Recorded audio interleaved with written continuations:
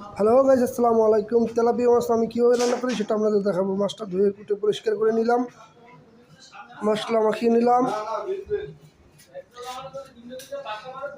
তেল গরম করে নেব। এখন মাছটা ভালো করে ভেজে নেব। মাছ ছেড়ে দিলাম তেলের ভিতর, এক এক করে সব দিয়ে দেবো।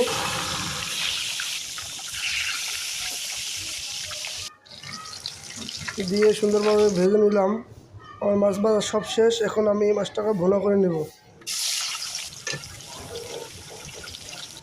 পেঁয়াজ, রসুন, হলুদ, মরিচ সব কিছু দিয়ে মশলাটা ভালো করে কষিয়ে নিয়ে সুন্দরভাবে লাগিয়ে দেওয়া মাছটা সাইডে দিব।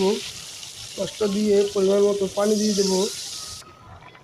পানি দেওয়া শেষ, মাছটা লাগা দিয়ে রান্নার শেষ পর্যায়ে আমি জিরার গুঁড়ো দিয়ে দিলাম।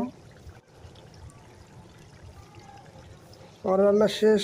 কেমন হয়েছে রান্না জানাবেন। বিসমিল্লাহ।